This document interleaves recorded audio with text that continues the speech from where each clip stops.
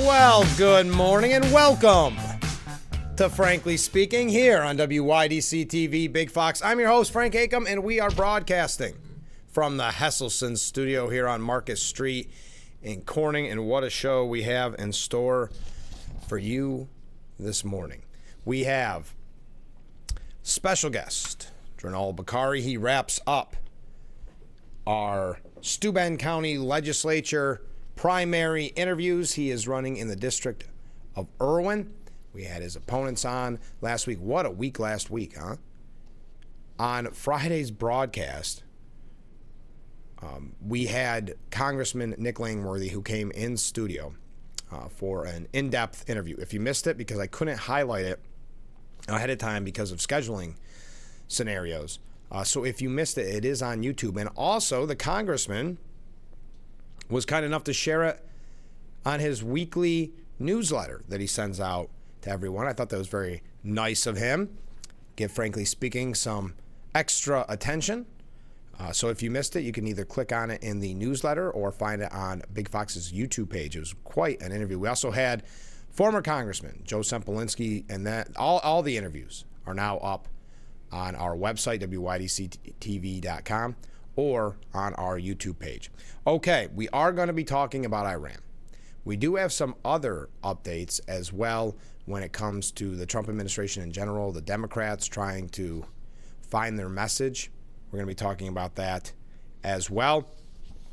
First up, let's go to the Steuben Senior Services Fund section of our program where we read viewer comments. This coming in yesterday. A viewer writes, "Funny, Democrats want a proxy war against Russia that has the most nuclear weapons in the world and are scared of Iran without one. They okayed long-range missiles for Ukraine to use. Never mentioned Russia has the ability to hit the continental United States. They poke the bear and cower from a paper tiger." Thank you very much. Yes. What was your thoughts on Saturday as the news broke? Donald Trump tweeting out Saturday night, not tweeting, truth socialing, said, "We have completed our very successful attack on the 3 nuclear sites in Iran, including Fordo, Natanz, and Safar." I don't know how to pronounce it. "All planes are now outside of Iran airspace. A full payload of bombs was dropped on the primary site, Fordo. All planes are safely on their way home. Congratulations to our great American warriors. There is not another military in the world that could have done this. Now is the time for peace. Thank you for your attention to this matter." And you know it's an important truth social when he says, "Thank you for your attention on this matter." He declared that the U.S. airstrike on the 3 key nuclear facilities were hard and accurate and led to monumental damage. The damage to the nuclear sites in Iran is said to be monumental. The hits were hard and accurate. Great skill was shown by our military. Thank you. During the live address to the nation on Saturday evening, which was a great speech, I had to watch it after the fact. I did not realize there was going to be a kind of a break-in. Trump explained that massive precision strikes were carried out as part of an effort to destroy Iran's 3 key nuclear facilities. Trump explained during his address that the key nuclear enrichment facilities have been completely and totally obliterated. While Trump has said that the sites had been totally obliterated, several U.S. and Israeli officials told the New York Times that Fordo nuclear site was left severely damaged, not totally destroyed. The Israeli military, in its initial analysis, believes the heavily fortified nuclear site at Fordo has sustained serious damage from the American strike on Sunday, but has not been completely destroyed, according to 2 Israeli officials with knowledge of the matter. The officials also said it appeared Iran had moved equipment, including uranium, from the site. A senior U.S. official similarly acknowledged that the American strike on the Fordo site did not destroy the heavily fortified facility, but said the strike had severely damaged it, taking it off the table. The person noted that even 12 bunker-busting bombs could not destroy the site. Now, in another Truth Social, Trump suggested that if the current Iranian regime is unable to make Iran great again, then it should be time for regime change. It's not politically correct to use the term regime change, said the president. But if the current Iranian regime is unable to make Iran great again, why wouldn't there be a regime change? MIGA? I guess is how you'd say that. Make Iran great again. Now that comes as Secretary of Defense, Pete Hegseth, clarified that the mission has not been about regime change. But yes, that is kind of the hinting at, or not even hinting, calling for regime change by saying make Iran great again. We are going to tell you what some of the politicians have been saying about this, some of the talking heads, because I think that is pretty interesting. Trump's Iran attack caught the world off guard, and some of it was because of that fake out was saying, well, I'm going to decide in 2 weeks, right? I had many people say to me, well, we'll know in 2 weeks.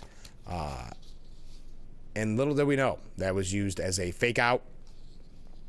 President Trump caught the world off guard Saturday by bombing the 3 Iranian nuclear sites after his apparently strategic deception, indicating that such strikes weren't imminent, and trickery with the deployment of the U.S. Air Force B-2 bombers. Trump said Thursday that he would make a decision in the next 2 weeks to allow more time for negotiations, giving the sense of reprieve amid fevered speculation he might join Israel's airstrikes. Based on the fact that there's a substantial change of negotiations that may or may not take place with Iran in the near future, I will make my decision whether or not to go within the next 2 weeks, he said in a statement at the time that we brought to you on this program.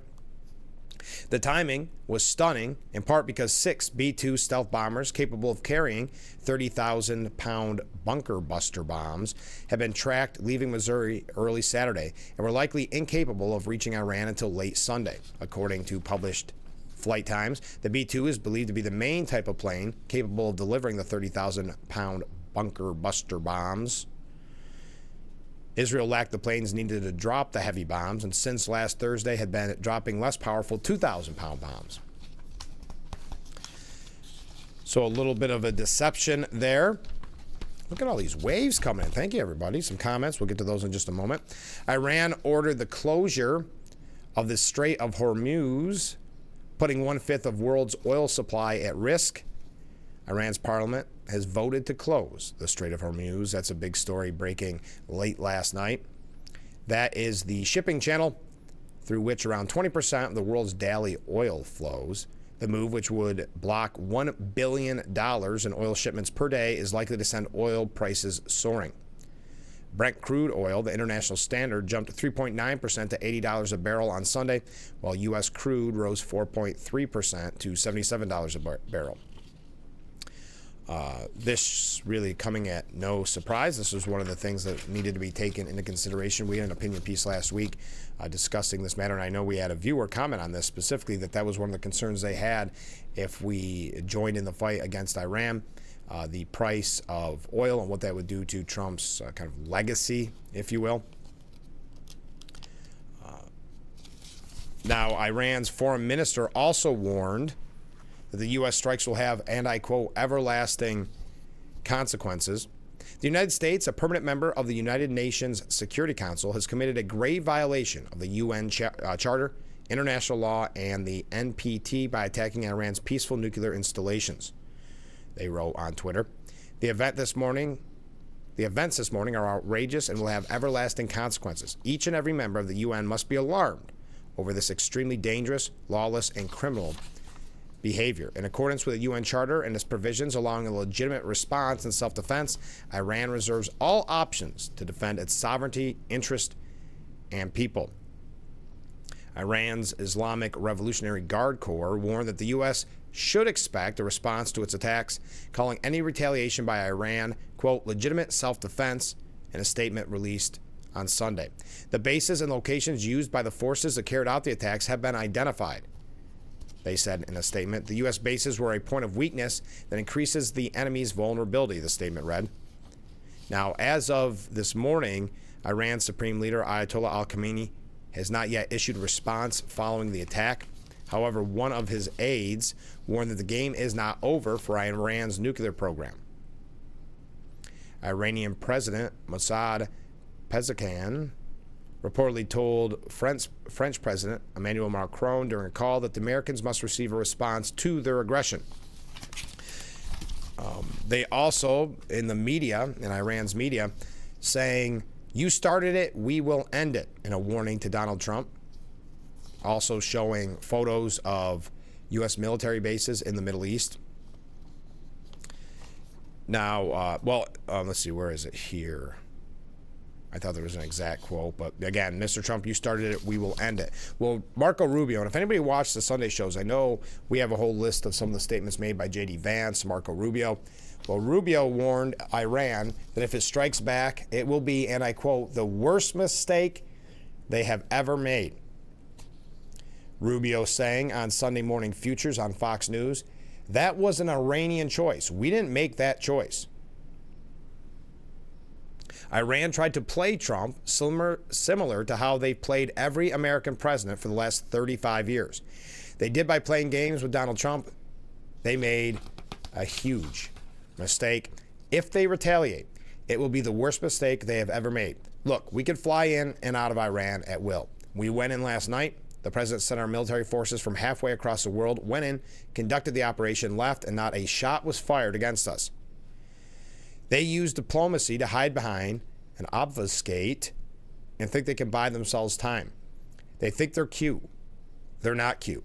And they're going to get away with this stuff. And they're not going to get away with this stuff. Not under President Trump.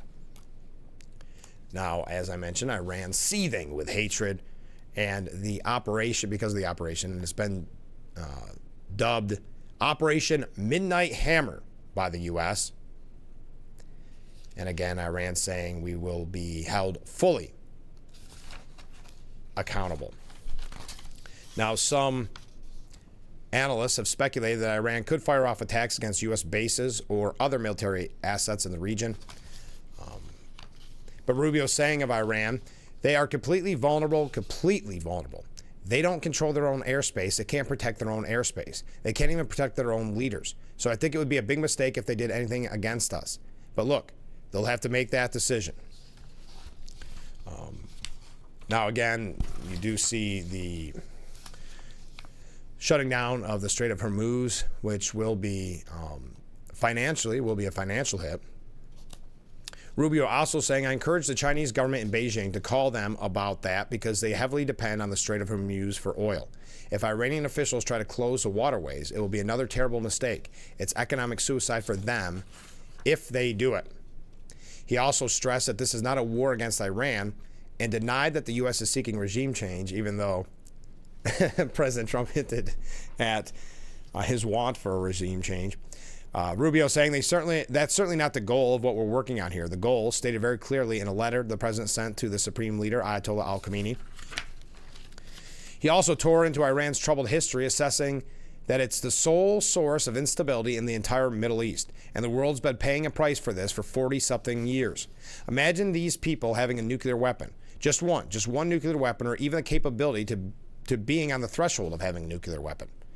While several neighboring countries in the Middle East have condemned the strikes, Rubio claimed that privately they all agree with us that this needed to be done. He also said it was irrelevant whether Iran was actively pursuing a nuke before the U.S. bombed. That's what he told CBS's Face the Nation, not taking that kind of confrontational interview style that we see so often when a Republican is being quote-unquote grilled, right, on the mainstream media outlets. He said that's irrelevant when pressed about U.S. intelligence on Iran's nuclear ambitions. They have everything they need to build a weapon.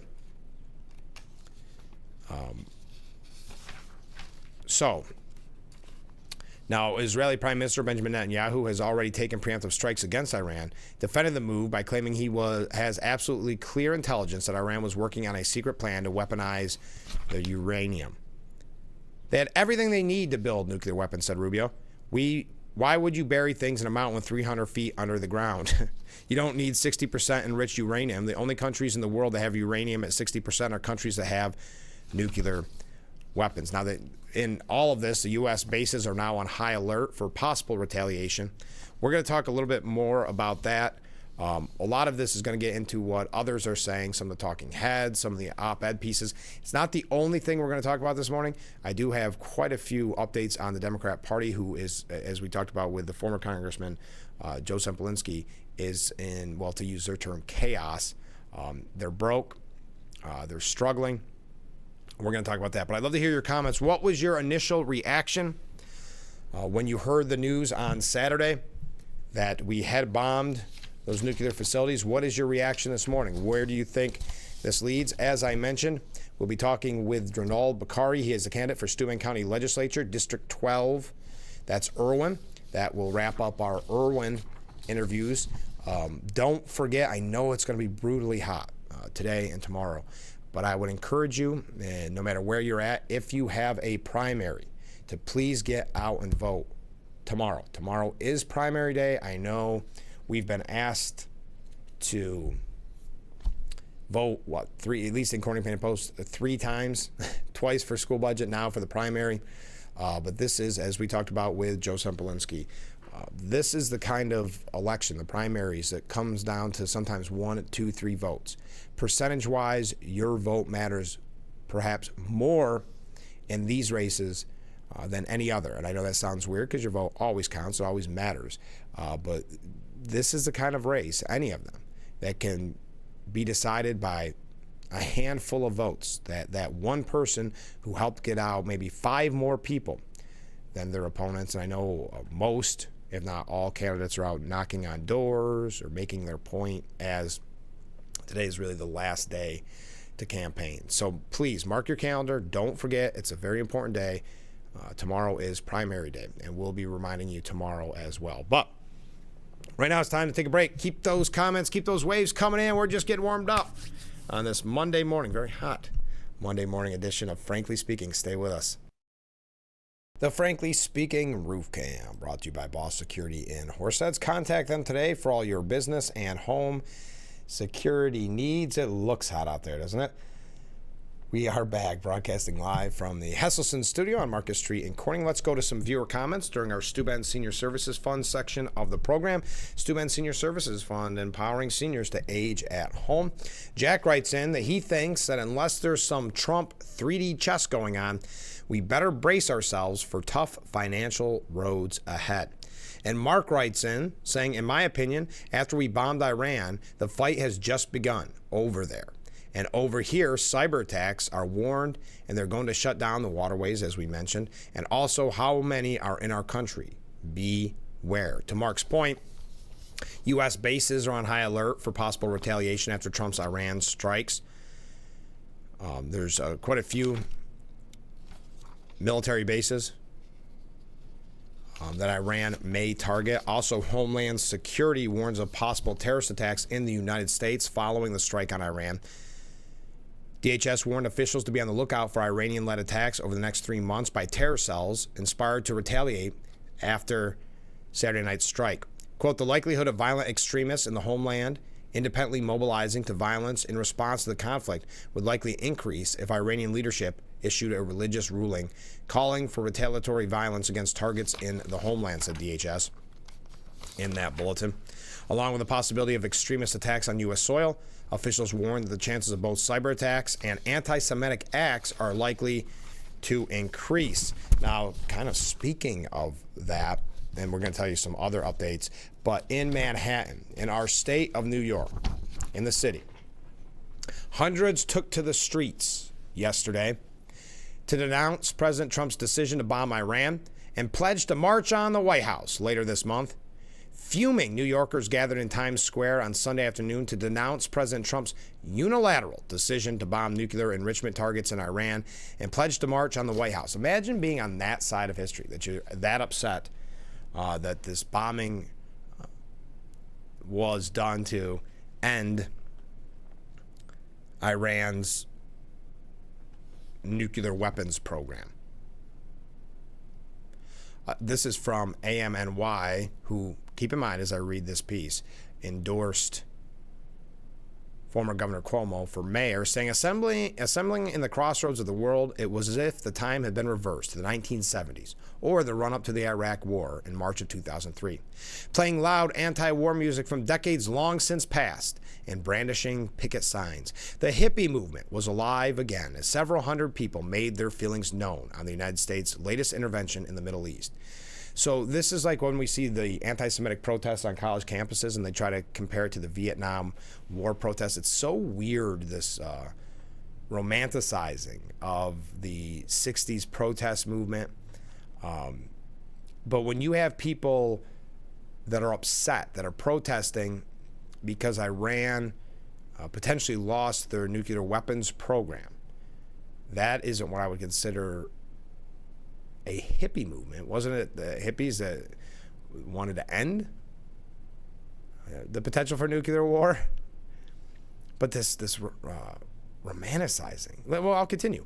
With beads of sweat pouring down their foreheads on a torrid Sunday, citizens chastised Trump for making false campaign promises last year, during which he vowed not to bring the U.S. into any new war. Eitan Mobarak of the National Iranian American Council saying this looks like it will bring another forever war in the Middle East, a forever war that Trump pledged he would avoid. Our hearts are with everyone in Iran and in Israel who has been impacted by this horrific, avoidable war. Anyone, including American service members, who could now be put at risk of the consequences of this war of choice. U.S. Representative, we're going to go through a lot of what reps had to say, what Chuck Schumer had to say, AOC, and others. But Dan Goldman says, while we don't, and this is U.S. Representative Dan Goldman, said, while we don't yet know if last night's military action started a war or prevented one, I'm nevertheless deeply troubled about President Trump's unilateral decision to take this action without consulting Congress, including the Democratic members of the Gang of Eight. In the absence of a declaration of war or congressional authorization, the War Powers Resolution requires President Trump to report to Congress within 48 hours.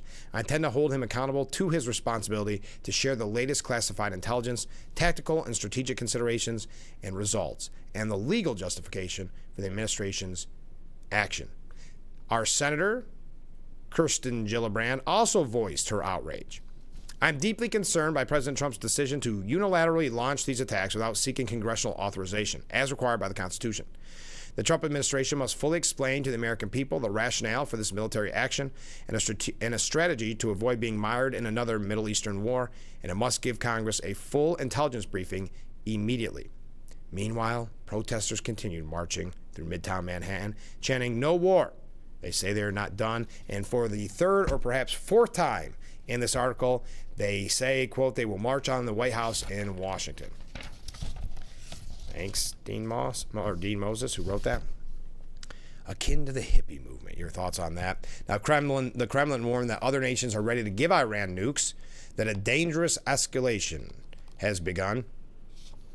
Dmitry Medvedev, who serves as deputy head of Russia President Vladimir Putin's Security Council, claimed Saturday's airstrike only caused minimal damage to Tehran's nuclear sites, including the fortified Fordo enrichment plant. Medvedev, who did not specify which countries are ready to arm Tehran, reiterated that the attacks would not stop Russia's ally in the Middle East from acquiring nuclear weapons. Now, Ukraine showered Trump with praise for the strikes on Iran, as Putin suggests that they will give, or some countries will give Iran nuclear weapons. Meanwhile, former Russian President Dmitry Medvedev blasted the move and starkly warned that countries are ready to directly supply Iran with their own nuclear warheads, while chiding that Trump can now kiss his dreams of a Nobel Peace Prize goodbye.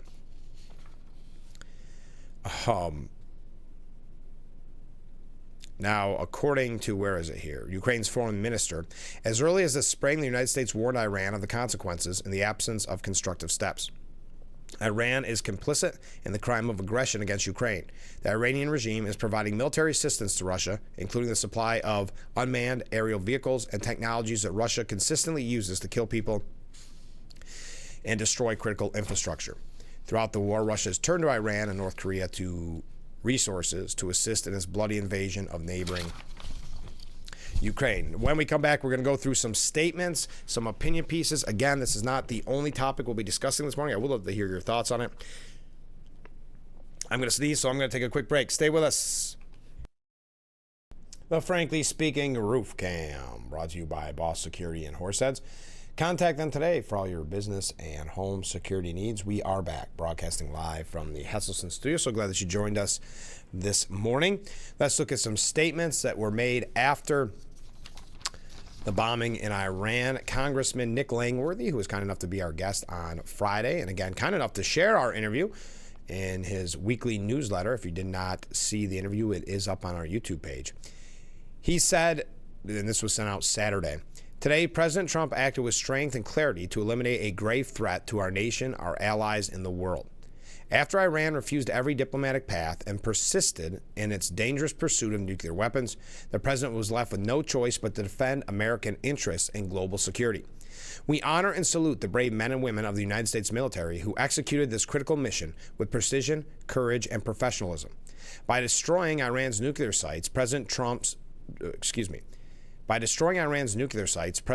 demonstrated bold leadership, unshakable resolve, and an unwavering commitment to safeguarding our homeland and our allies. This action sends an unmistakable message. The United States will never tolerate a nuclear-armed Iran, and we will stand firm and unflinching against aggression and terror. I stand with the President and our heroic service members as they defend peace and protect the American people. So thank you to Congressman Nick Langworthy. Speaker Johnson saying the President made the right call and did what he needed to do. Leaders in Congress were aware of the urgency of this situation, and the Commander-in-Chief evaluated that the imminent danger outweighed the time it would take for Congress to act. The world's largest state sponsor of terrorism, which chants death to America, simply could not be allowed the opportunity to obtain and use nuclear weapons. The President fully respects the Article 1 power of Congress, and tonight's necessary, limited, and targeted strike follows the history and tradition of similar military actions under presidents of both parties. Now, in the Senate Majority Leader John Thune said the regime in Iran, which has committed itself to bringing death to America and wiping Israel off the map, has rejected all diplomatic pathways to peace. The mullah's misguided pursuit of nuclear weapons must be stopped. As we take action tonight to ensure a nuclear weapon remains out of the reach of Iran, I stand with President Trump and pray for the American troops and personnel in harm's way. Senate Republican Conference Chair Tom Cotton saying Iran has waged a war of terror against the United States for 46 years. We could never allow Iran to get nuclear weapons. God bless our brave troops. President Trump made the right call, and the Ayatollah should recall his warning not to target Americans. We could go through. I did want to mention just a couple other comments. Ted Cruz saying, I commend our pilot and service members, our intelligence personnel, and his national security staff on tonight's successful and critical operations. The prospect of the Iranian regime requiring nuclear weapons represents the most acute, immediate threat to America and our allies. When the Ayatollah chants death to America, he means it. And the reason he is building nuclear weapons is because he intends to use them. President Trump has consistently and unequivocally stated that those threats cannot be countered without dismantling the Iranian regime's enrichment capacity. The president and his negotiators spent 2 months exploring whether the regime would agree to a negotiated settlement that met America's national security needs. At the end of that period, Iranian regime officials declared that instead of agreeing to deal, they would open a new enrichment facility and install more advanced centrifuges. After that declaration, our Israeli allies launched a preemptive attack against the regime and its nuclear infrastructure, which was enormously successful. It could not disable the nuclear activities at Fordo, an underground enrichment bunker built into a mountain, which was legitimized by the Obama-era deal. As long as Iran was able to access and enrich uranium, they could still rush to build a nuclear arsenal. Tonight's actions have gone far in foreclosing that possibility and countering the apocalyptic threat posed by an Iranian nuclear arsenal. Lindsey Graham, who has always been kind of pro-attacking Iran, said, good, this was the right call. The regime deserves it. Well done, President Trump. To my fellow citizens, we have the best Air Force in the world. It makes me so proud. Fly, fight, win.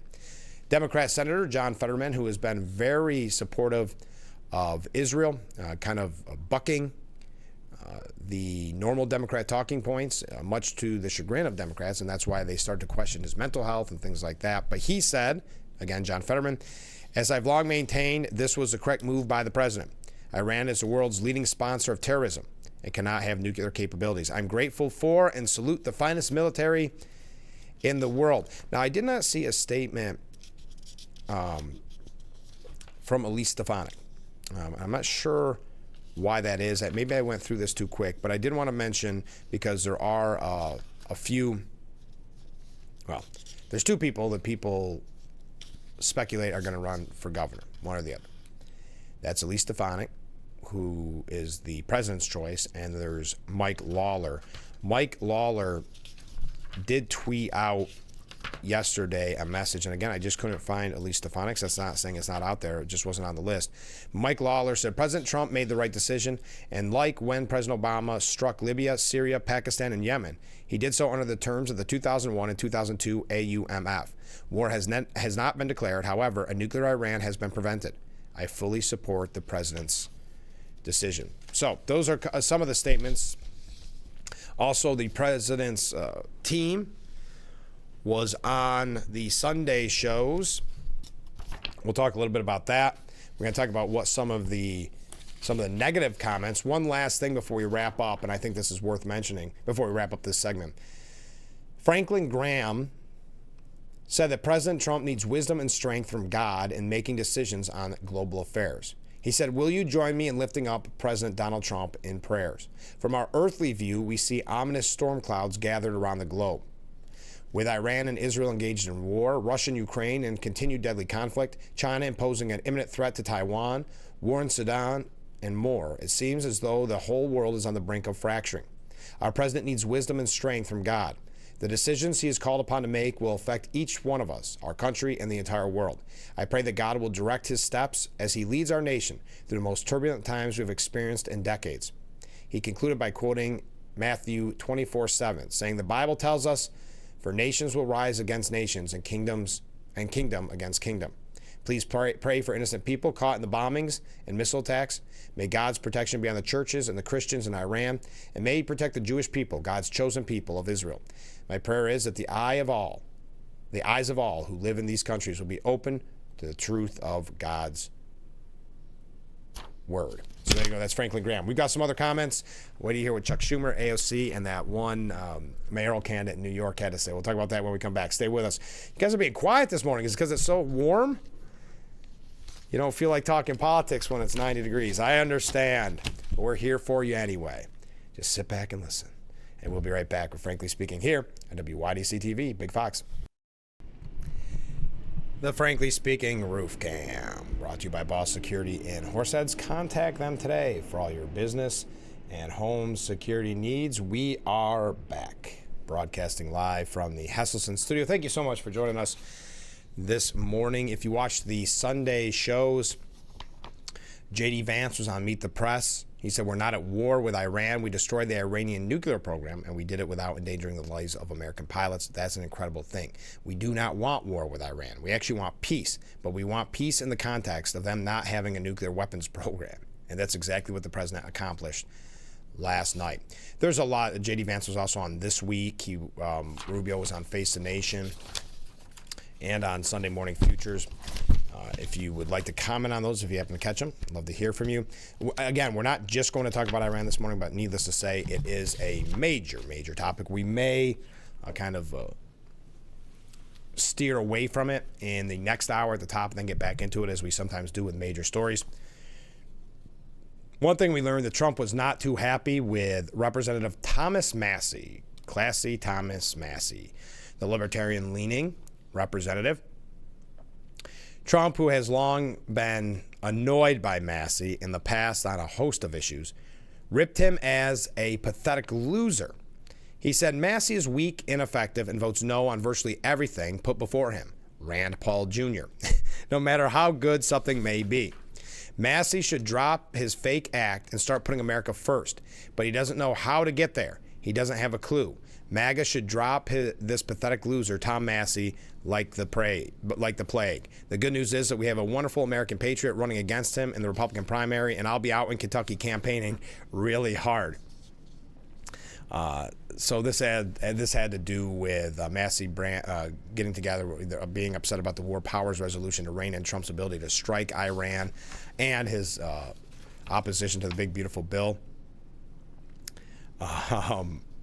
Massie saying on CBS's Face the Nation, "I represent part of the coalition that elected President Trump. We were tired of endless wars in the Middle East and tired of wars in Eastern Europe. They should have called us all back. And frankly, we should have debated this War Powers Resolution that Ro Khan and I offered. Instead of staying on vacation and doing fundraisers and saying, oh, well, the president's got this under control, we're going to cede our constitutional authority." So Trump did not like that very much, calling him, again, a pathetic loser and saying he will campaign against Massie. Massie is very much one of those Republicans that likes the attention that he gets when he goes against fellow Republicans. Now, he wasn't the only one that was upset and making statements. The question is, and I like the way the New York Post editorial board put this, Mamdani, who's the mayoral candidate, in second place to Cuomo, according to polls. Mamdani, Schumer, and AOC battling for the most idiotic response to Trump's Iran strikes. And it is stiff competition for the most idiotic response to Operation Midnight Hammer. New York City's far left it boy, if you will, Mr. Popular, Zohran Mamdani, is one clear leader of the pack, saying, quote, Donald Trump ran for president promising to end wars, not starting new ones. Today's unconstitutional military action represents a dark new chapter in his endless betrayals that now threaten to plunge the world deeper into chaos. Wrong on virtually every count, as the president noted Saturday night, Iran's been waging war on our country since it seized the hostages back in 1979 through its sponsorship of the 1983 barracks bombing, its provisions of IEDs to slaughter our troops in Afghanistan and Iraq, and on, and its efforts to assassinate Trump.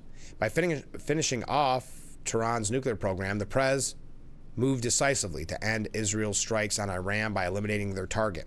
And defanging the monsters who run the Islamic Republic is a blow against chaos that opens a door to a brighter future for the entire region. Naturally, Mamdani's less radical rivals for Democrat mayoral nomination felt obliged to also condemn Trump, with Andrew Cuomo whining about how Trump went about this without consulting Congress, without consulting the normal congressional officials, blah, blah, blah. Could you imagine if he consulted Congress on this? I mean, it would have been a failed mission, right? But I'll continue. That's the same approach embraced by most national Democrats, including ex-Speaker Nancy Pelosi. But I don't know if you saw that recently. Nancy Pelosi making a fortune in the stock market. Interesting how that works. We're going to get to that a little bit later on. And House and minority leaders, Hakeem Jeffries and Chuck Schumer, which is beyond pathetic, as all of them are on record praising President Barack Obama's various unilateral left Congress in the dark actions, from doing regime change in Libya by taking out Gaddafi to his multiple drone assassinations of U.S. citizens. Representative Alexandria Ocasio-Cortez basically sits in the same camp as Mamdani, her preferred mayoral candidate, by the way, with the added claim that Trump's actions are, quote, absolutely and clearly grounds for impeachment. Yes, folks, AOC calling for impeachment of the President of the United States. In fact, the U.S. strikes were plainly legal, covered, like Obama's, by Congress, open-ended authorization for presidential force back in 2003. Resolutions that neither party has sought to repeal, even when both houses of Congress are held by the presidential opposition party. Yes, it'd be wonderful if the House and Senate were willing to do their duties in matters of war and peace, but instead they've chosen not to, and to just carp about the other team's leadership. This also means Trump has no responsibility to brief top Democrats in advance of the strikes, and that no word of the coming attacks leaked suggests he was wise to shut them out.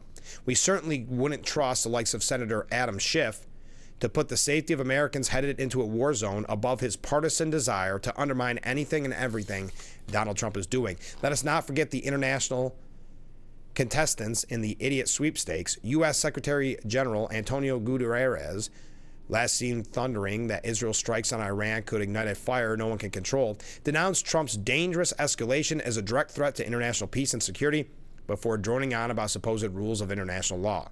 That is, he's still pretending Iran isn't one of the main threats to the other nation's safety, and that stopping it is somehow an escalation.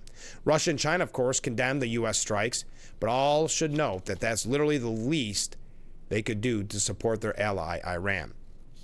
And the list goes on of people and their idiotic statements, but it comes as no surprise. AOC calling for the impeachment of the president. Again, none of this is surprising. Hakeem Jeffries said the president needs to explain to the American people why this military action was undertaken.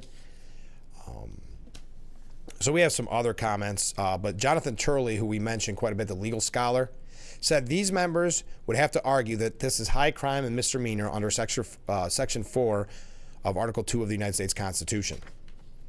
However, prior presidents have used the same authority. Turley pointed to military force that has been used by Bill Clinton, Barack Obama, and others on places like Libya, Sudan, Afghanistan. Since Iran has threatened to attack the United States in response to such an operation, it could trigger a series of cascading decisions. For example, under Article 5 of the NATO treaty, an attack on one member is an attack on all, he noted.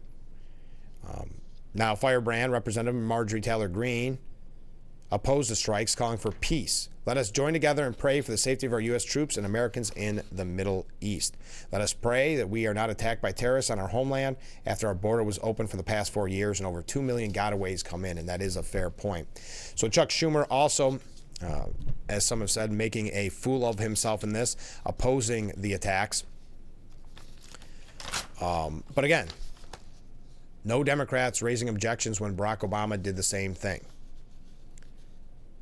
But interesting, when Schumer used to claim to be Israel's guardian in Congress, put out a statement opposing Trump's airstrike after a delay of several hours and long after his colleagues had reacted. Schumer issued a statement criticizing the attacks and backing legislation to limit Trump's war power. All right, we got to take a break. I see some comments coming in. Stay with us. We'll be right back with Frankly Speaking here on WYDC TV.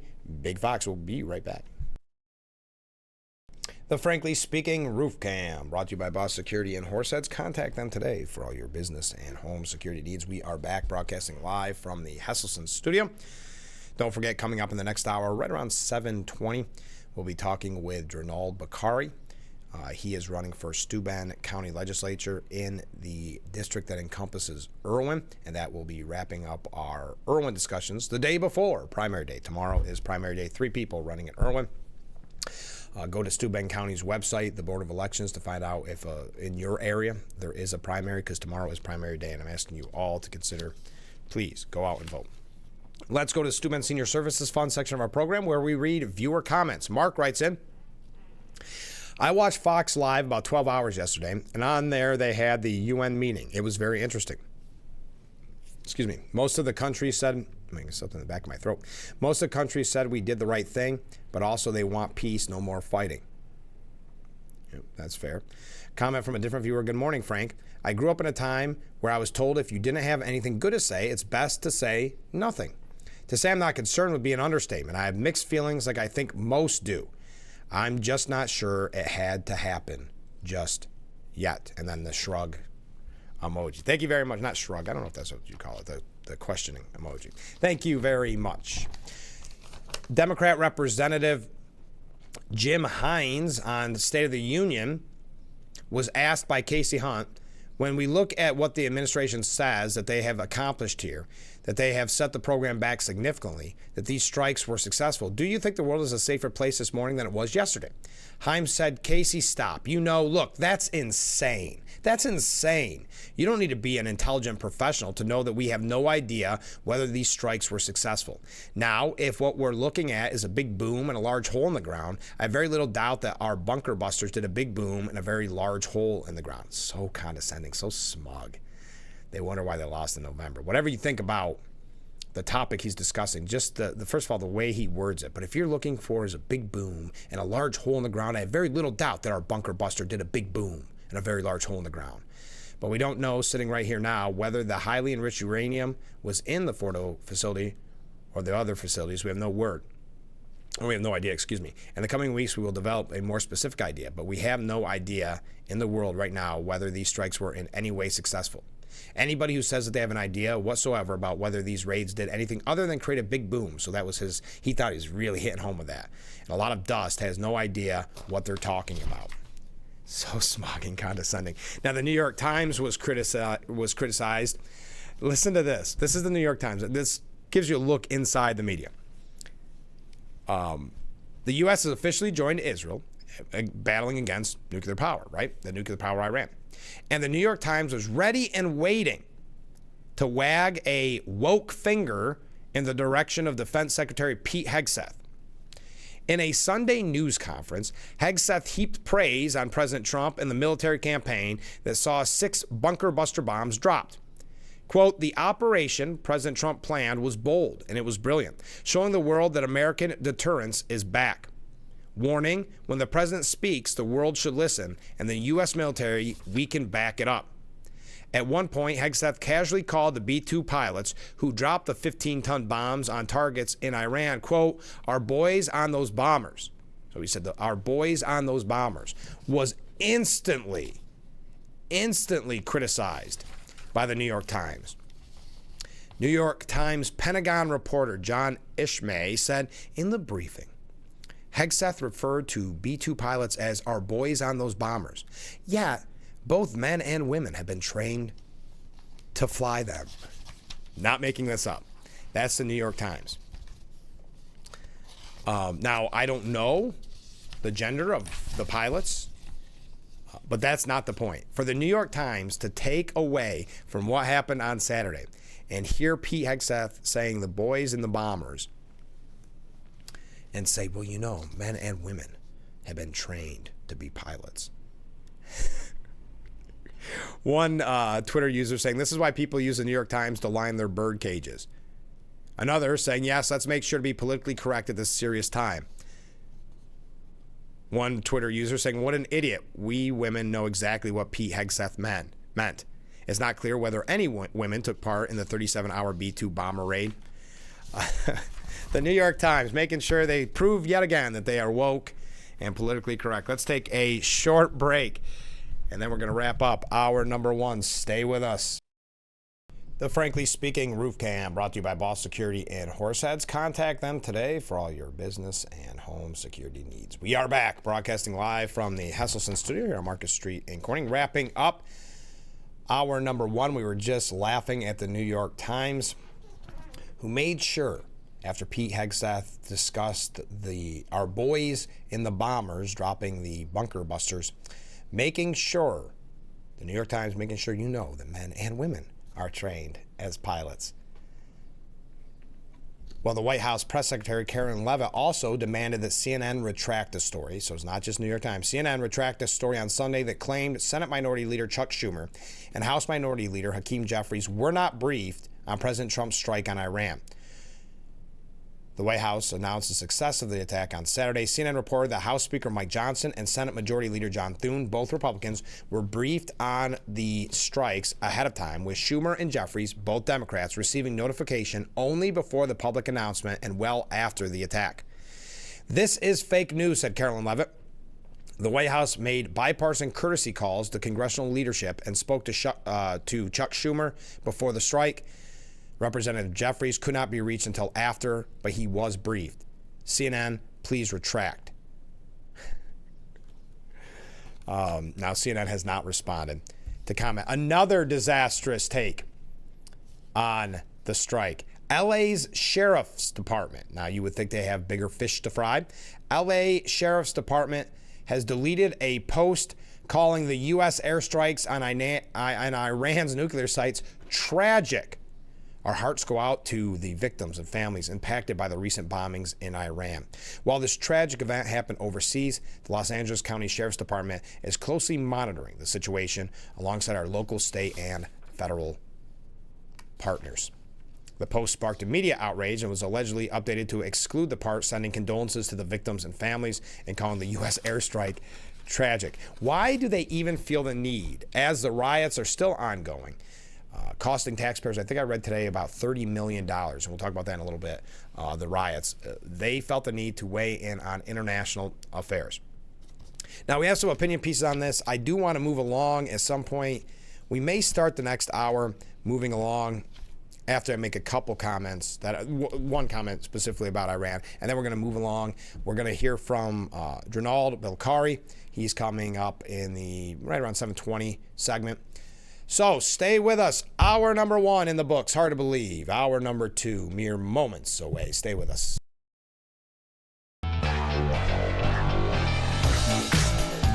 It's hour number two of Frankly Speaking here on WYDC TV Big Fox. I am your host, Frank Acom. We are broadcasting live and proudly from the Hesselson studio here on Market Street in Corning. Let's go to the Steuben Senior Services Fund section of our program where we read viewer comments. This viewer writes in, sorry, Ukraine, the Democrats have moved on. Putin was fooled by Trump and has lost the foothold in the Middle East that Biden gave them when he invited them into Syria. Trump is destroying Iran's ability to send drones to Russia. Soon, Trump will turn back to Ukraine after weakening Russian position to get the peace deal. Thank you very much. The New York Post said, finally, a president who understands peace through strength just made the world safer. President Trump's order to obliterate Iranian nuclear weapon sites just made the whole world a lot safer, not only because he kept a manacle, I don't think I'm saying that right, regime from acquiring nukes, but because other nations must now think twice before defying the United States. Pete Hegseth said American deterrence is back.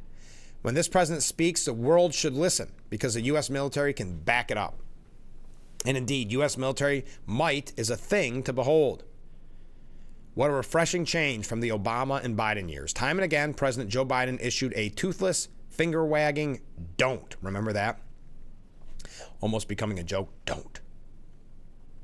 Only for his targets to laugh and do as they pleased anyway, knowing that American adversaries would face no real consequences. Don't. Biden threatened any hostile actor thinking about attacking Israel after Hamas's October 7, 2023 attack. Hezbollah and the Houthis struck the Jewish state anyway. Last year, he told Iran, don't, after a threat to attack Israel. Tehran responded by launching hundreds of missiles at Israeli targets. Biden warned Vladimir Putin of severe consequences for invading Ukraine. Putin went ahead. Even after Iranian-backed militants killed 3 U.S. soldiers and injured 30 others in Jordan last year, Biden's response was all but non-existent. Joe earned the world's contempt his first year in office with his disastrous Afghan withdrawal and kept on earning it by repeatedly hesitating in getting Ukraine the arms it needed to do more than slow the Russian onslaught. President Barack Obama was no better. Recall the red line in Syria for their use of chemical weapons. When Bashar al-Assad used them anyway, Obama set off an elaborate dance to not follow through, even facilitating Moscow's return to being a Mideast player when Putin offered face-saving cover for Barack Obama's backdown. Obama's answer to Iran's nukes was to hand the regime billions in exchange for promises to delay gaining them, a deal Tehran quickly violated. The Obama crew confused America's enemies with its friends. Biden was just confused, but each opened the door to chaos after bumbling that led to the rise of ISIS and Putin's first grab of Ukrainian territory on Obama's watch, when the latest Ukraine war plus the Middle East in flames after Joe took over. Yes, Trump prefers diplomacy even to end Iran's nuclear ambitions, but he also warned that no deal meant bombing the likes of which they have never seen before, and now has proved that his words aren't empty threats. And just as Putin, China's Xi Jinping, and other malign actors saw Biden's Afghan withdrawal as a U.S. retreat and a license for belligerence, they heard the rumble of Trump's massive bunker buster bomb Saturday and the message they sent about America's new resolve. It's true that Trump strongly prefers peace and is reluctant to use military power, but he's now proved beyond a doubt that he will use it and to overwhelming effect when necessary. Plus, U.S. deception and strategic misdirection in advance of the strikes now make it clear that Trump's trademark ambiguity is reason for the other guys to worry about what he might do. America is well served by that unpredictability, even as it was ill served by Obama and Biden's predictable weakness. Bombing Iran's nuke sites won't guarantee better behavior from U.S. adversaries, but the Putins and Xis of the world are now on notice that they move at high risk of paying a far greater cost than they can afford. It's the very definition of deterrence. Peace through strength makes the world safer. Thank goodness the nation has a president who gets it. Now, there are some negative headlines, of course. That should come as no surprise in today's media world. We were talking about the New York Times criticizing Pete Hegseth for saying the boys and the bombers, saying that men and women can be pilots too. We can talk about that. Some saying it's premature to celebrate. I do want to move on because we've been talking about Iran for the full hour, but we will come back to it, or we'll read your comments if there's anything you'd like to mention. What is your thoughts? What were your thoughts when you first heard the announcement on Saturday? What is your thoughts this morning after hearing maybe Rubio or Vance on the Sunday shows or hearing the statements made by President Trump? Your thoughts on that. But let's move on to some other topics that I think are important to get to. Some of that focus is on the Democrat Party and questions surrounding kind of the chaos behind the scenes. But first, I know this has been a topic that people have text to me numerous times saying, who's going to pay for all the riots that we saw in the streets of LA? Who's going to pay for that destruction? Well, the anti-ICE protests in Los Angeles will cost the taxpayers of Los Angeles a whopping $32 million, according to newly released data. That's the cost of police response, emergency services cleanup, and public property damage resulting from federal immigration protests that have rattled the city. That's according to City Comptroller Kenneth Mejia. Some $29.5 million of the cost came from the LAPD's response to protests, quote, including citywide tactical alert costs. Sharing a graphic to the taxpayers. Another $1.4 million will be used for cleanup and public property damage. The remainder of the money includes funds set aside for the fire department, street services, general service, and the Public Works Board. So again, the anti-ICE protest to cost LA taxpayers over $30 million. Now, speaking of anti-ICE protests, we talk about the Democrat Party and their position on this. But we had mentioned last week, Whoopi Goldberg had made a statement on The View, essentially saying that certain Americans have it worse here than Iranian citizens have it in Iran. And it got a lot of attention, a lot of criticism. Bill Maher, on his program Real Time, was with Representative Wesley Hunt, a Republican from Texas.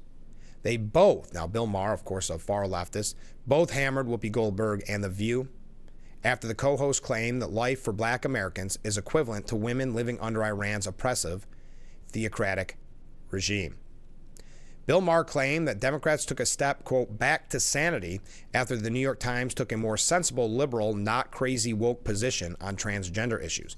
He then asserted that the second step Democrats should take is to do something about The View after Goldberg's comments comparing life for black Americans to living under Iran's brutal regime.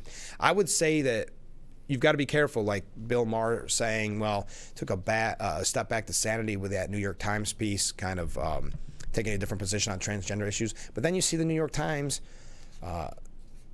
wokely correcting what Pete Hegseth had to say when Pete Hegseth said the boys and the bombers, saying, but women can be pilots too. But I'll continue. Goldberg sparked backlash last week when her and her fellow co-host, Alyssa Farah Griffin, when they had that conversation, Griffin elaborated on the many human rights violations perpetrated by the Ayatollah's regime in Iran, including execution of gay people and imprisonment of women who go outside with their hair uncovered. Let's not do that, said Whoopi, because if we start with that, we have been known in this country to tie gay folks to the car. Listen, I'm sorry, they used to just keep hanging black people. Now, Hunt shot down Whoopi's assessment of life in America for black people, noting the success she's found in the United States as that's the Representative Hunt, noting the success he's found in the United States as a black man. He said, my district in this great state of Texas is actually a white majority district that President Trump would have won by 25 points. As I said, I'm a direct descendant of a slave. My great-great-grandfather was born on Rosedown Plantation. I'm literally being judged not by the color of my skin, but by the content of my character. That's the progress because, like a lot of white people had to vote for me, a lot. So I don't ever want to hear Whoopi Goldberg's conversation about how it's worse to be black in America right now. The Texas congressman also pointed out that his father, who grew up under Jim Crow, is now the father of a United States congressman in a white majority district who ran as a Republican. That's America. CNN contributor Paul Begala brought up the fact that America has a holiday to celebrate the freedom of black Americans from slavery, Juneteenth, but questioned why President Trump doesn't want to honor the occasion. That's when Representative Hunt said, I don't want it. I don't want Black History Month. I don't want these days to make everybody feel special. I'm an 80s baby. Everybody's too sensitive anyway. We're all American anyway. So questioning, maybe saying we've got to get rid of the View if you want any success as a Democrat. And we learned that the Democratic National Committee chair is under fire for all this turmoil. Ken Martin, he's the one that started to, it sounded like he was crying in that leaked audio, that he was upset that David Hogg was getting more attention than him, that David Hogg was better known than he was, even saying, and I'm paraphrasing, that no one even knows who I am, nearly weeping. Pressure is hitting Ken Martin as the growing turmoil in the party's ranks. We've heard about them being broke, the DNC, the Democratic National Committee.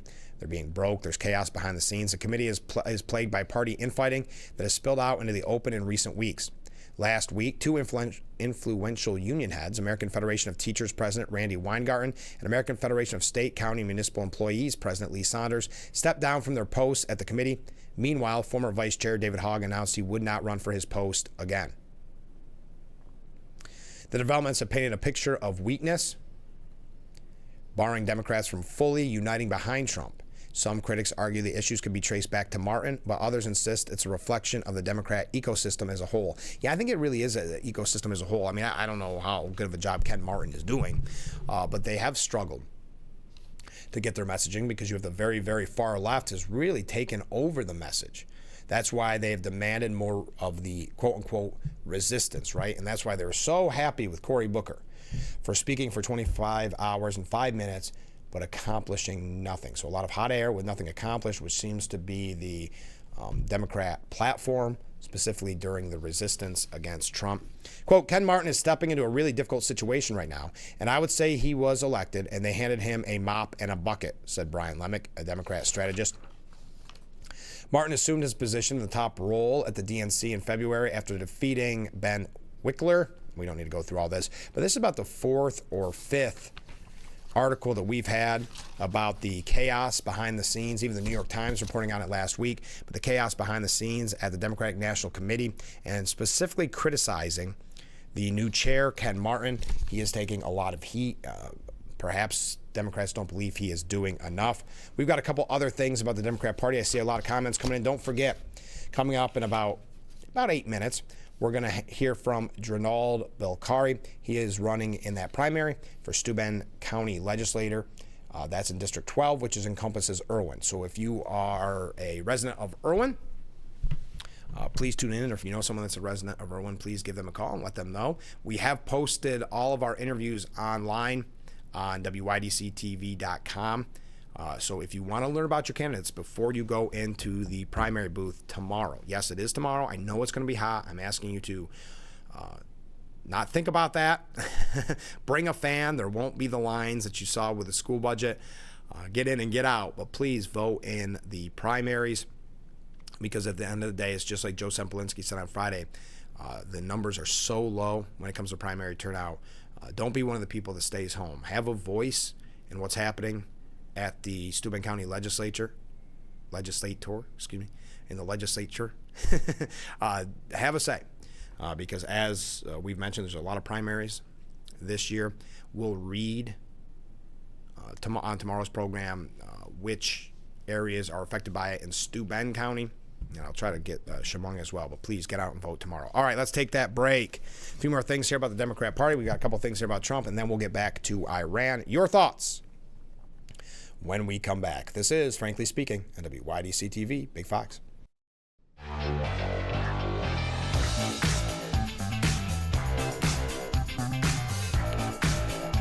The Frankly Speaking Roof Cam, brought to you by Boss Security in Horseheads. Contact them today for all your business and home security needs. We are back, broadcasting live from the Hesselson studio here on Market Street in Corning.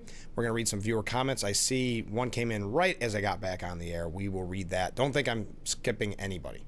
I just reading the ones that I was able to proofread before we went on the air. This section of our program brought to you by Steuben Senior Services. Steuben Senior Services Fund, empowering seniors to age at home. This viewer writes in, will anyone who cares what AOC has to say, please raise your hand? Yeah, she does get a kind of a she gets a little bit too much coverage, maybe more than you could say she deserves. Though, if you look at Many Democrats, and if you look at the polls, she is considered by many to be the face of the Democratic Party. So apparently there are some people that listen to AOC.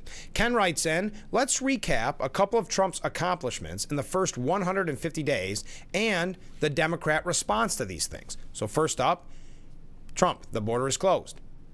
The Democrat response, he's deporting citizens without due process. Next, Trump stopped billions of dollars of fraud and abuse. Democrats' response, he's taking money away from the sick and elderly.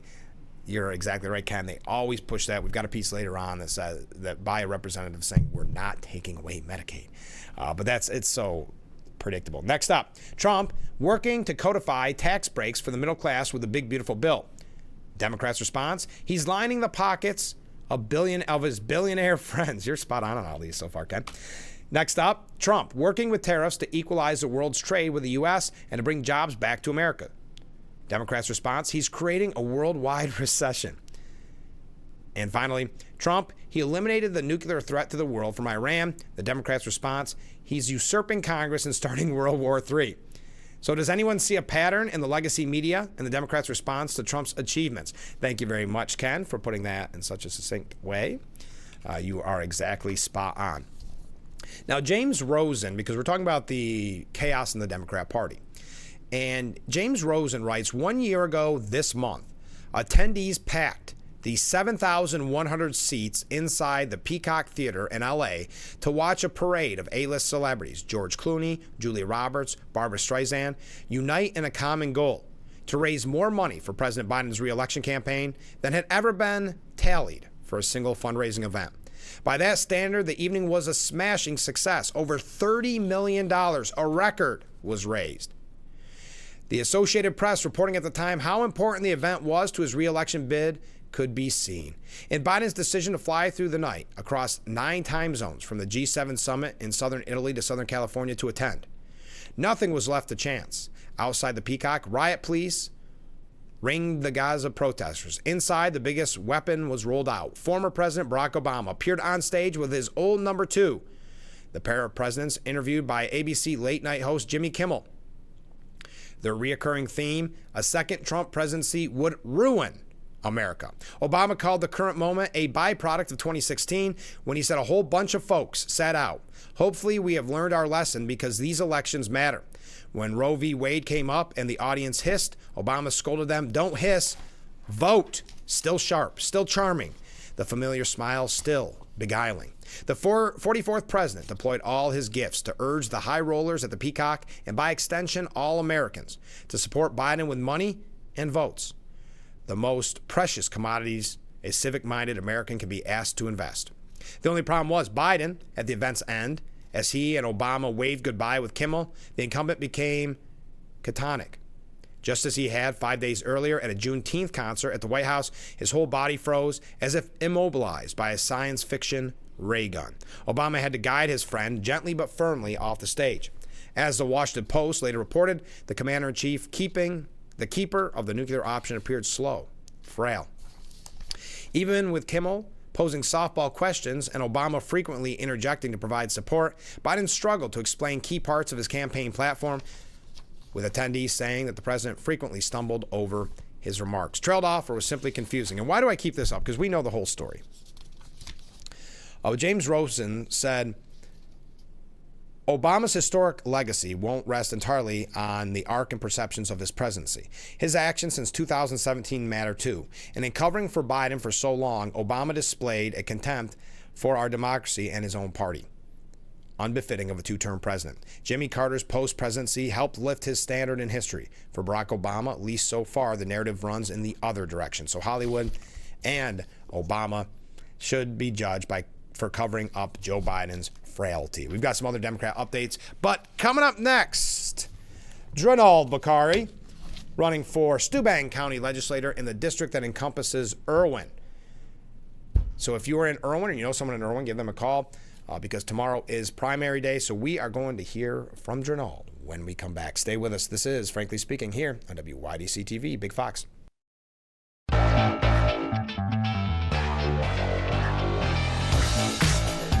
Frankly Speaking Roof Cam, brought to you by Boss Security in Horseheads. Contact them today for all your business and home security needs. Welcome back to Frankly Speaking here on WYDC TV Big Fox. I'm your host, Frank Acom, and we are broadcasting from the Hesselson studio, and this is the Steuben County Office for the Aging section of our program, where we do interviews. And back in the studio, Drinald. Welcome. Thank you, Frank. Full disclaimer. Now you're running, as you say, in Irwin. Full disclaimer. I know I've done this every single time, but I do live in Irwin. I'm on the Irwin Town Board, so we try to keep these all three as neutral as possible. Ask very similar questions, but this one's a little bit different. But I wanted to congratulate you, more specifically your daughter. I saw her name. We posted the photo on the show Monday, winning the state championship. Yes, thank you. That was great. Yeah. Great. I was at the state championship in Syracuse. And when I'm not running and not working, yes, I'm a rugby dad. So, well, that's nice. And she's going D1, right? She is going to D1 Queen's University in North Carolina. Wow. So we're very, very excited. Yeah. But yeah, very, very proud of her. It was great. And the Corning Rugby Club defeated Orchard Park 29-10. And isn't Orchard Park their rival? That is their rival. Okay. They last year. They took the championships. The year before that, we took it from them. So, back and forth. Back and forth. But, yeah, it was a great game. So you guys have the rubber match. Well, let's move on here. Tell us a little bit. I know you were on the program a month ago or so. Tell us a little bit about your background for people that haven't had the opportunity to meet you. Yes. Frank, I came to this country 2 weeks after 9/11 with no high school education, $300 in my pocket, and a big dream. My first job was grape picking in the vineyards of Hammondsport. Now, to backtrack a little bit, I was born in Albania during Reagan's first administration, and you don't like to admit which administration it was. it was the first one. Okay. During first term. So I was born in Albania. Albania at that time was a communist country. Toward the end, late 80s, I would say. Okay. I recall one election there, the only election, really, that I remember that supposedly people voted, but there was only one choice. And I think that left an impression on me, which I didn't realize until later on in my years. But fast forward a few years, I met my wife there, my wife Jean. She came to Albania to help out with the Kosovo crisis at the time. It was late 99. We met in 2000. One thing led to another. She was my English teacher. We got married in 2001, and I immigrated to the United States roughly 2 weeks after 9/11 with a marriage visa. Wow. And you mentioned you started with no high school education. And now to kind of bring it full circle, bookends, what do you do currently? So I earned my GED. I started at Corning Community College. I finished my bachelor's at Buffalo, and then my law school in Chicago. So I'm an attorney by profession, by trade. Why? And you're obviously busy. You're a rugby dad. you are a lawyer. Why did you decide to run for Steuben County Legislator? I decided to run because I didn't. In my view, I thought the people of Irwin were not properly represented, and again, limited background in a country where the elections were meaningless. I believe that people should have the freedom of choice to elect their leaders, and that is one of the great things that I love about this country, that we do have that freedom of choice. And so that was one of the reasons. I think being represented properly is a strong belief of mine. Now, what are you looking at as, maybe we could call it your platform or goals that you're looking at if you are elected to the legislature? My platform, my goals are basically to be accessible to the people. That is how I ran my campaign. Okay. And to take issues that people bring to me to the county legislature to try to solve their problems. I have certain, my beliefs are that, I believe in a small limited government that truly represents the people. I believe in low taxes, but certainly being open to and taking any issues that are brought to me to the county legislature is certainly my goal. What issues do you see that you think you'll be forced to face in a way going on in Steuben County? If you're in the legislature, what are some of the issues you think you'll face? Well, one of the things that I see, it's flooding. Oh yeah. That is a big issue, although not an issue in Irwin. Right. It is certainly a big issue in Steuben County, Addison, Campbell, our neighbors, and so to me, finding a way to bring aid to those families would be something. Yes, I guess I can jump ahead. That was my question. It was on flooding. Everybody does this. But yes, flooding has become a major issue, and it's not going to go away anytime soon. And obviously, Steuben County is large. You would be representing the Irwin section, but at the same time, it's something we have to deal with because it's costing taxpayers. It's destroying people's businesses and homes. Something needs to be done. Right. I agree, and yeah, that if there is a way to bring aid to those families countywide, that would be something I would work on. The other two major issues when people think Steuben County, they think of recently the flooding, and of course they think of the sheriff and the county going. Well, I don't bias. It's biased to say after, but taking away the identification of the sheriff. What is your thoughts on that? Frank, my thoughts are on that are simple. What it was done is certainly it should not have been done. You have an elected official that was duly elected by the whole countywide. Not only that, was also reelected countywide, and the legislature trying to strip him of that liability certainly should not have happened. I'm a strong supporter of the sheriff. That vote shouldn't have happened. What that has done is essentially cost the county somewhere around $250,000 for zero gain. And it only has drawn bad publicity to Steuben County for the absolutely wrong reasons. So yeah, it shouldn't have happened. I'm very much a strong supporter of our sheriff and law enforcement in general, but as a general principle, you cannot try to undermine a duly elected official. Another branch should not be able to undermine another branch of the government. Now, last time we spoke, I think petition season had just finished. You went through that process, the fun of the petitions. What has it looked like? What does your campaign look like to today? And obviously Tuesday is the vote, but what does your campaign look like? So yeah, my campaign again was focused on three main levels, I guess. But the major focus being accessibility to the voters. So to that end, it was a combination of knocking on doors, sending out flyers, and finally holding two Meet the Candidate events. Okay. Those Meet the Candidates were done, one in May 24th, and one on June 8th. Both of them were at the Kinsella Park on Canada Road here in Irwin. So both of them were very successful. I enjoyed talking to people that showed up, so it was great. But again, it went with my belief that I am there to be accessible, and if you have a question for me, bring it up, and I'll take it. I'll take it up.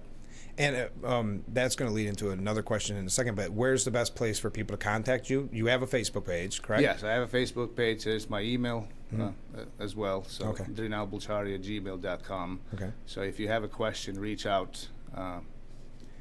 And you didn't mention this, but I have to ask, how did Colonial Days go? The Colonial Day, it went great. Oh, good. I had so much fun. I guess at some point it was literal running. Yeah, oh, yeah. I would be out, and I enjoyed it. I was shaking people's hand and like, hey, and then I would notice that the float would be a little bit ahead, so I would just be running. Yeah. And so some people would make comment, hey, you got to run for real. So It was fun. In fact, during the colonial, before we set up, I did meet an individual who was also in the Colonial Day parade. But then he goes, "Are you running for the county legislature?" I said, "Yes, I am." He says, "Well, if you win, I'd like to talk to you." And I said, "Well, I'll tell you what. If I win, I'll sit down with you and listen to your issues." And then so I took his card. That's what it's all about. It is all about. Did you give away a lot of candy? I did give. We gave away 3 bags of candy, okay. And by the time we got close to the end, I think we ran out of candy, which I didn't expect. So that means there was a great turnout, and well, great. It was actually a great time. It was supposed to be rainy. It really wasn't. No. It turned out to be a great day. When you're out campaigning, you had the candidate meet and greets and everything that you've been doing. What do you find the voters are saying to you the most? What are the biggest issues that Steuben County is facing? The voters, certainly the issue of the sheriff is one. People have paid attention to the issue of the sheriff, and you get a lot of feedback on that. So I gave them where I stand on it. They other issues. Sometimes they try to take things at what's going on at the federal level, which I always try to bring it down, and we're focusing on. I'm focusing at the local level at this point. Sure. But they want their government to represent them. That is the bottom line. They want to have somebody that hears their voice and then just takes their concerns at the county level. That's what I hear from them. So we're coming up on a primary day. It's on Tuesday, so tomorrow. What can people do to help? It's kind of late to go out because you're going to be still knocking on doors, I'm sure, but it's a little late to just get involved in your campaign, but maybe help or find out more for the future.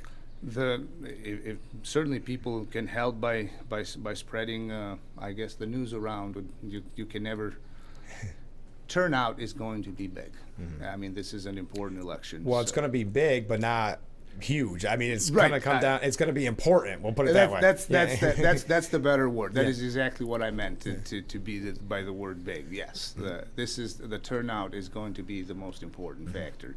So certainly people can help to spread the news, to turn out and exercise this great privilege that we have to vote. And I actually was talking to some of them in Joe Sempolinski on Friday's show, and we got talking because he's the chair of the Steuben County Republican Committee, and we got talking on the air about the numbers and how people will say, "Well, my vote doesn't count." Baloney, but it extra counts tomorrow on Tuesday because percentage-wise, your vote is very, very important on primary day. Yes, the vote absolutely counts. Voting is a fundamental right.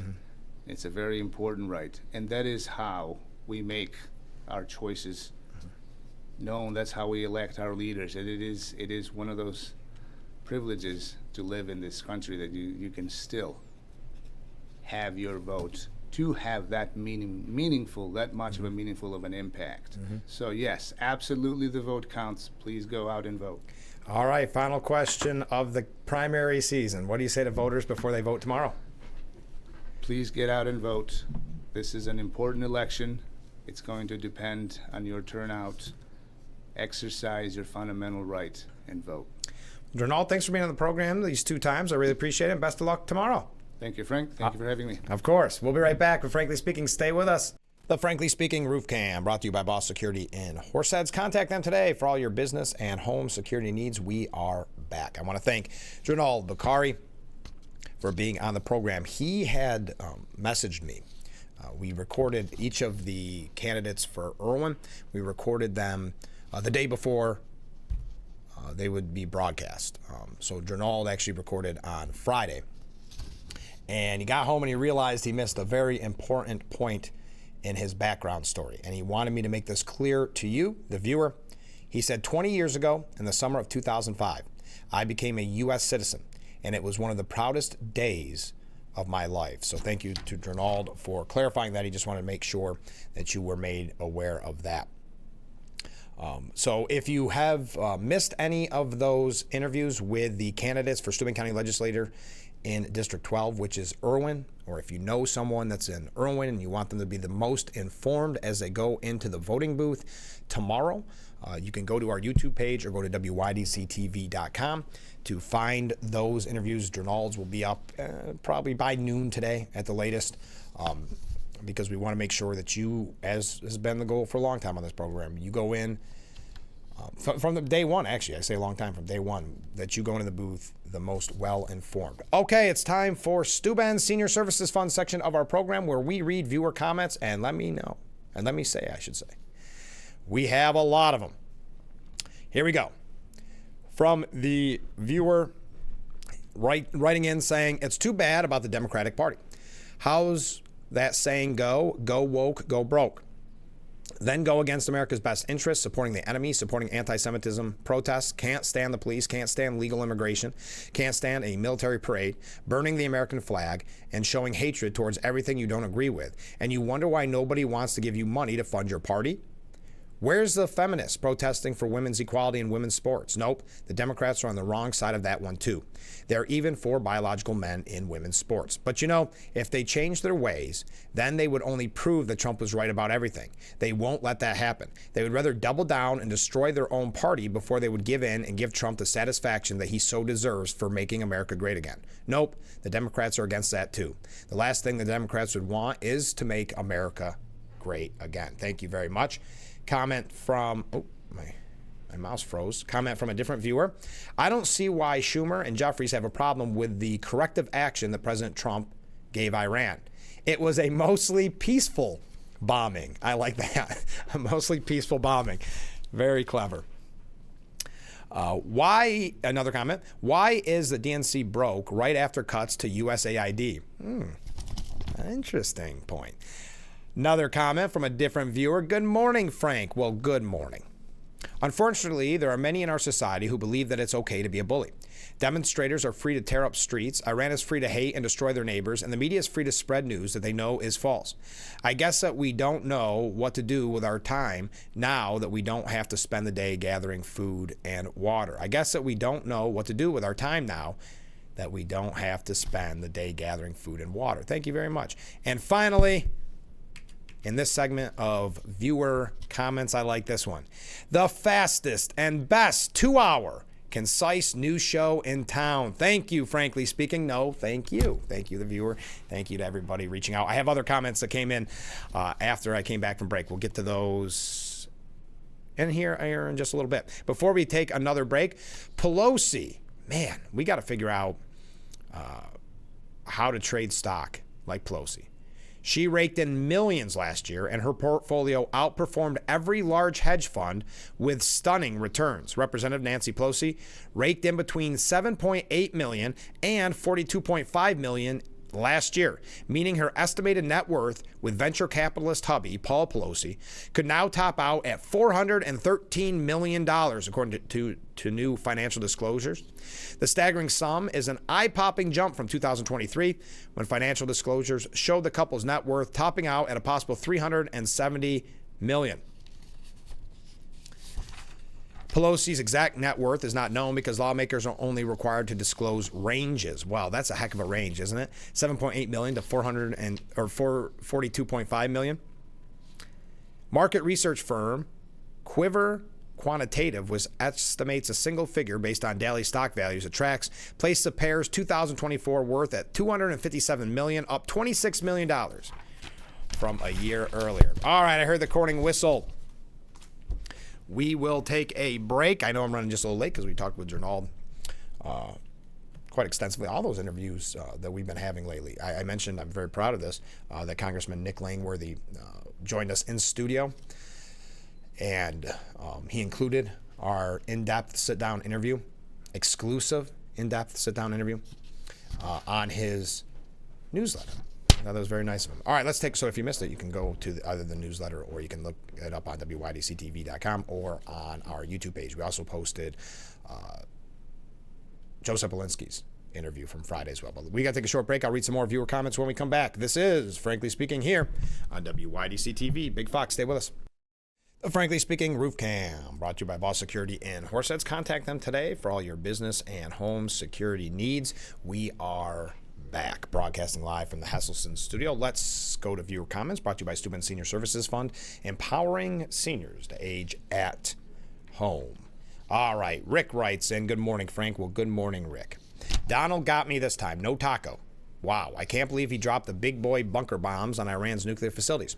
No doubt we need to make sure Iran doesn't get a nuclear weapon. They hate America, so no weapon, please. What if another country that also hates America lets Iran borrow some nuclear warheads? Any guesses on where they would like to send one? Now it's wait and see what they do in response. Now, when JD spoke, he said past presidents were dumb. I'm assuming Trump's past stint was included in part of that comment. Injections of Clorox and going inside the body with a light source to cure COVID, trying to overturn the 2020 presidential election, all fit into the really dumb category. Hate to open up old wounds, but my concern is always with Trump is that he never follows proper protocol. Congress was supposed to vote on this in order for Trump to have the approval to fly into Iran. There is a roadmap for Trump to follow. As I've said before, it's called the Constitution. Now, I would highlight to you that'd be provisions that were voted in Congress back in 2003, gives him the right to fly into Iran, just as Obama did with Syria, Libya, elsewhere. So I'm not sure if you were concerned with Obama doing it at the time, if you're concerned with that resolution that was passed. If you notice, and as we mentioned earlier in the program, even when the opposition is in the White House, Congress has never voted to repeal that because, let's face it, if he went to Congress to talk about this and say what he was going to do, there's no sense of us even doing it. I mean, the leaks would be immediate. So again, I think if you're concerned about that, that's more of an issue with that resolution back in 2003, because Trump does have a right to do that, just as much to Republicans' chagrin. Obama did in Syria, Libya, and elsewhere, I think Yemen. Continuing though with what Rick had to say, I think he just got us into another mess with a long-term conflict with Iran, something he said he wouldn't. What he said he would do is help the American people. He hasn't done that. So he does what he says he won't and doesn't do what he says he will. That's a winning strategy. We're off to a bumpy start this week. Comment from a different viewer, and thank you, Rick. Comment from a different viewer. Happy Monday. Keep cool. Well, thank you. Happy Monday. Keep cool to you as well. We've got some other comments coming in, which we'll get to in our last segment. So get those last-minute comments in. There is a report coming out on the Hill that says Kamala Harris, former vice president, hasn't made a final decision yet and is still considering all of her options on the possibility of her jumping into the race for California governor. Quote, has given her a renewed sense of excitement. The sources added that Harris is sticking to a self-imposed end-of-summer deadline in which to decide. One source explained that Harris has a lot of people in her ear telling her that it makes the most sense. Another source reportedly pushed back on the idea that the former vice president is inclined to enter the contest. While the sources caution that Harris hasn't made a final decision yet and is still considering all her options, they say she made it clear that she is not done with public service and is giving the race strong consideration. Those who have spoken to Harris about the possibility of entering the race say it was given her a renewed sense of excitement, and as one source put it, a glimmer in her eye. Also, inside, according to the Deadline, inside Gavin Newsom and Alex Padilla's media blitz of Trump. It's an exclusive. They're saying that Gavin Newsom's star is rising, the same with Alex Padilla, by being the face of the resistance, by attacking Trump at any opportunity. I think Gavin Newsom has a lot to come back from when it comes to the California wildfires, where even many in the left were turning on him, but also when it comes to the disastrous handling of the riots as well. But the Deadline presenting this as a positive, this kind of political theater. We know Alex Padilla arrested at that ICE protest or whatever, or press conference, excuse me. So this kind of a temper tantrum idea is, they believe, a winning strategy, the political theater. One last Democrat update. Cuomo, mayoral candidate Andrew Cuomo, has been putting his pedal to the metal. Cuomo's Dodge Charger muscle car was caught on camera speeding in school zones in Brooklyn on March 27th and May 2nd, after being socked with 2 speeding tickets a mere minute apart on March 28th. In total, the ex-governor has paid $365 in fines from March the 6th through May the 2nd, including the 4 speed camera tickets, a ticket for parking in a bus lane, and another for failing to feed a meter. So again, Cuomo, with his ego showing again he is above the law. Those laws don't apply to a Cuomo. All right, get your last second texts in. We'll read those when we come back. Stay with us. This is Frankly Speaking here on WYDC TV, Big Fox.